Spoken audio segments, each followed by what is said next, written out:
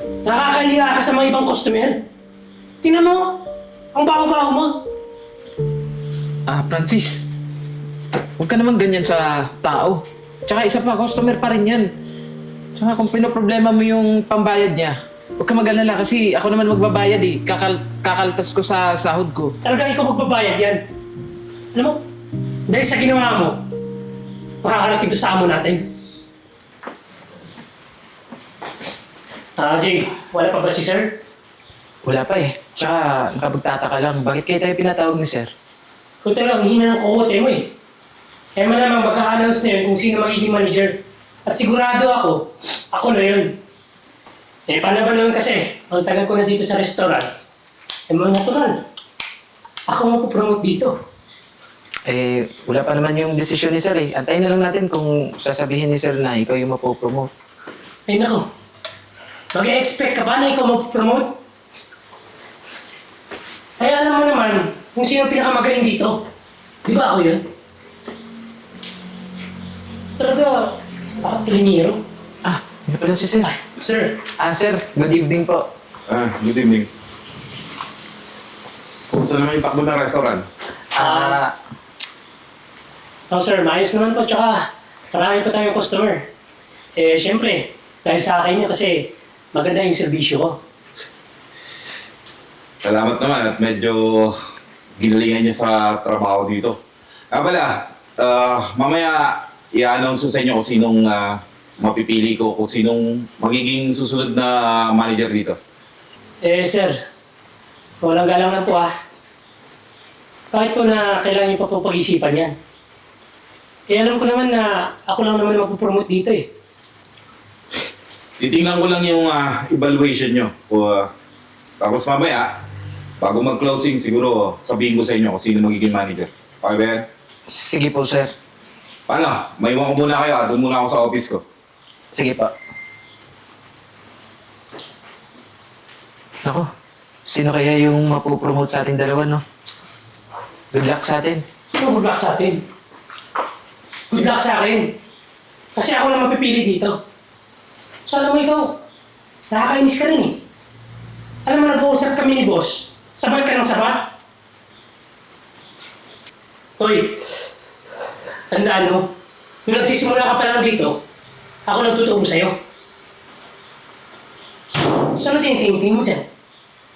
Iligpit mo na yun, no? Maglinis ka.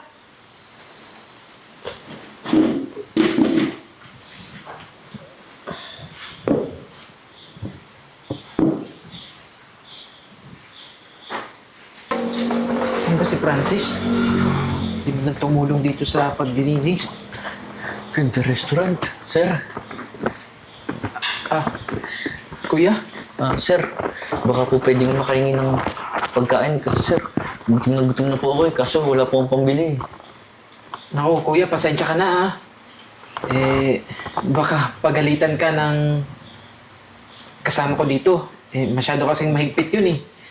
Sir, sige na po, maawakan po, sir. Kahit tira-tirang pagkain lang po, sir. Kuya, saan ka ba galing? Tsaka ano yung mga dala mo? Sir, wala po to. Nangangalakal po kasi ako sa labas eh. Sige kuya. Ganito bibigyan kita ng pagkain pero kailangan mo lang bilisan kumain Baka mamaya kasi dumating yung kasama ko eh. Napaka-stricto kasi nun. Lalong-lalo na sa mga taong kagaya mo. Sige sandali lang kukuha ako. Sige po, sir. Maraming salamat po.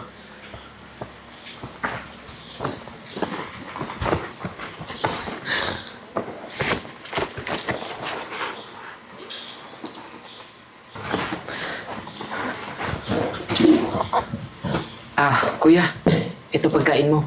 Tsaka, pasensya ka na Pero kinakailangan mong bilisan kumain kasi baka mamaya dumating yung kasama ko eh. Sige po, sir. Maraming salamat po. Wala naman yun. Ilang araw ka na bang hindi kumakain? Sir, 1 linggo na po akong hindi nakakain. Kaya pala parang nangangayayat ka na. Kakaawa ka naman. Gusto mo kumuha ko ng tubig?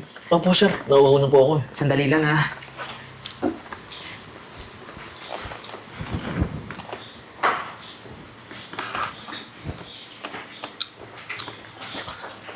Teka lang, Sir, anong ginagawa mo dito? Ha? Sino nagbigay sa'yo ng pagkain? Sir, yung isa pong waiter. Alam mo, bawal ka dito. Pangmayaman itong restaurant na to. Hindi sa katulad mo, na mukhang mahirap. Sir, pasensya na po ah. Nakakain lang naman po ako eh. Tsaka gutom na po kasi ako eh. Bakit? May pambayad ka ba? Ha?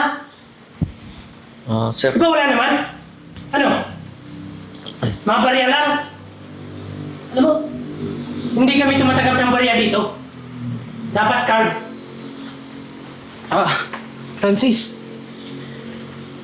Ano to? Pinapasok mo to, Jay? Francis, pasensya ka na ha. Naawa kasi ako sa tao eh. Naawa ka? Pero sa sarili mo, hindi ka naawa. Hindi mo ba alam? Dahil sa ginawa mo, tatagal ka ng trabaho. sir, teka lang po. Wala naman po mali sa ginawa ni sir eh. Na walang mali. Ha? Nakakahiya ka sa mga ibang customer. Tingnan mo, ang baho-baho mo. Francis, huwag ka naman ganyan sa tao. Tsaka isa pa, customer pa rin yan.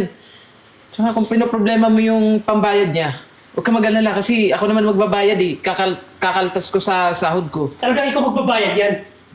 Alam mo, dahil sa ginawa mo, makakarating to sa amo natin. Palabas mo na yan! Francis, baka huwag mo nang sabihin kay boss. Tsaka huwag ka mag-alala kasi aalis na rin naman siya eh. Tingin mo gagawin ko yun? Ha? Siguro ito ng paraan eh. Para ako nang maging manager dito. Pag nagkataon niya na ako naging manager dito, pati ikaw, tatanggalin ko sa trabaho. Sige po sir, alis na po ako. Sir, pasensya ka na talaga ha. Ganun talaga yung ugali ng kasamahan ko dito eh. Lalong-lalo na sa mga kagaya mong ganyan. Hindi naman sa nilalait kita sir ha. Pero sa mga mahirap kasi na mga customer dito, pag nalaman niya na pinapapasok ko dito, nagagalit siya. Naawa lang kasi talaga ako sa'yo eh. Kasi di kita matiis. Sir, maraming salamat ha. Tsaka, sir, pasensya na dahil sa akin, baka mawalan ka pa ng trabaho. Ano ka ba? Ayos lang yun. Tsaka, kung mawawalan man ako ng trabaho, ayos lang din. Kasi marami naman akong pwedeng mapasukan dyan eh. Importante kasi sa akin na nakatulong ako. Lalong-lalo na sa mga taong kagaya mo na nangangailangan ng tulong. Sir, hayaan mo na yung kasamaan mo. Tsaka ikaw, darating din ang swerte sa'yo. Dahil mabait ka, tsaka tumutulong ka sa mga nangangailangan. Nako, maraming salamat ha. Tsaka pasensya na talaga kung kinakailangan mo nang umalis dito sa restaurant. Sige, naiintindihan ko naman siya eh. Sige. Meron ka bang pera? Gusto mo bang bigyan kita kahit meron naman akong konti dito? Ay, hindi na. Meron pa naman akong barya dito eh. Maraming salamat ulit ha. Sige, mag-iingat ka ha. Sandali lang. Yung solar mo pala. Ay, kalimutan mo. Thank you po ah.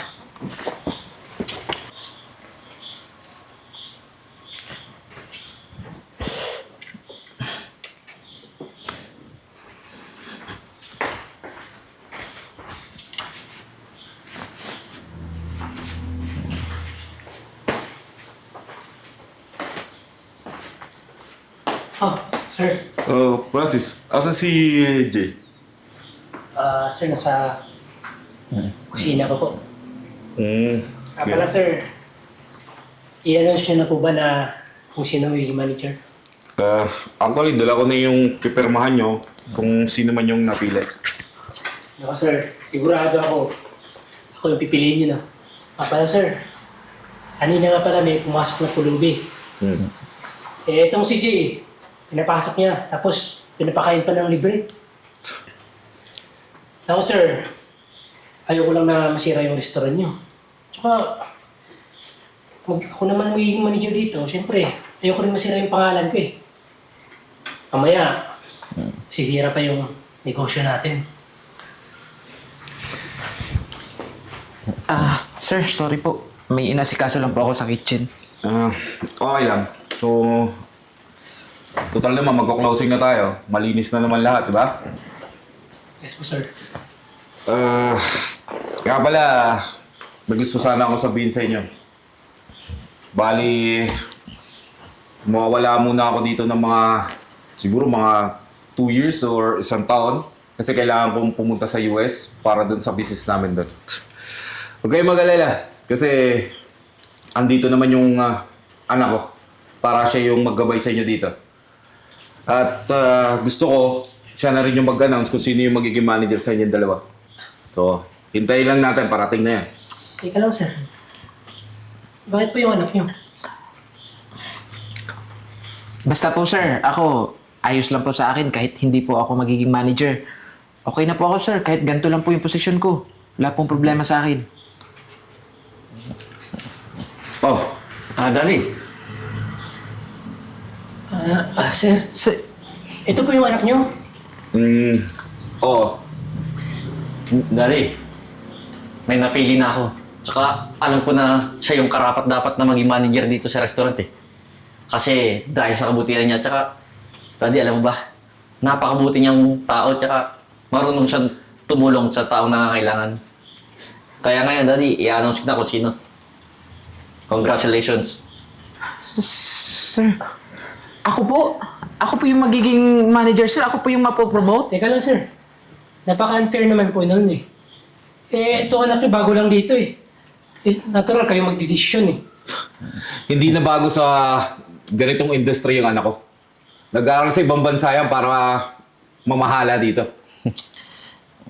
Sir, parang familiar po yung anak ninyo. Parang siya po yung pumasok dito sa restaurant. Kayo po ba yun, sir? Ako nga yun.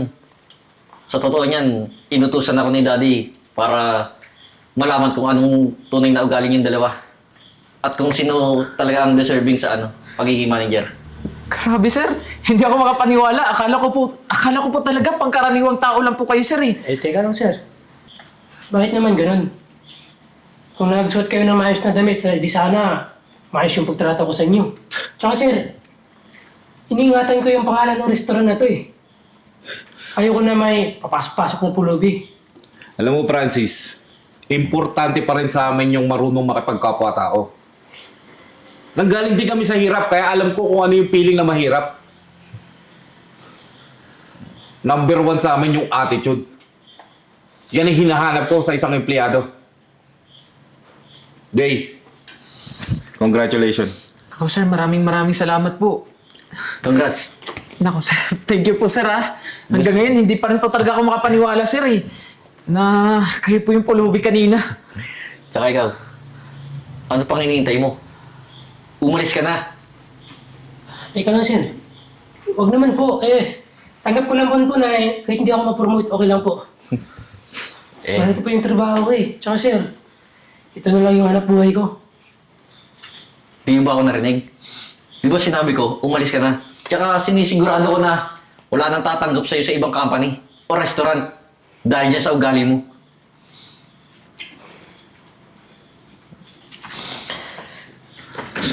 So, paano, Jay? Pirmahan mo na yan, tapos bigay mo sa HR natin para maumpisa na yung promotion mo. Makapag-umpisa ka na as manager. Ako, sir, maraming salamat po, sir. Pinapangako ko po, gagalingan ko po dito sa restaurant ninyo. Sisikapin ko po na lalaki pa po yung sales natin dito, tsaka asikasuhin ko po na maayos yung mga customer. Ibibigay ko po yung best ko dito. Tsaka Jay, sana huwag ka magbago. Tumulong ka pa rin sa taong nangangailangan. Opo, sir. Makakaasa po kayo. So, sige. So, paano? Kayo na muna yung bahala dito sa restaurant, ha? At mauna na ako. Kayo na yung mag-close dito. Sige po. Okay? Sige po. Ako, sir, thank you so much, sir, ha. Tsaka alam mo, sir, hindi ko to pinangarap. Alam mo, sir, sobrang sarap pala sa pakiramdam na hindi mo pinangarap yung isang bagay, pero kusang dumarating sa'yo. Di ba sabi ko naman sa'yo, balang araw, aangat ka rin sa buhay. Thank you po talaga, sir. Basta sige, paano? Mauna na muna ako, ikaw na bahala dito. Sige po. Kwento natin to sabay.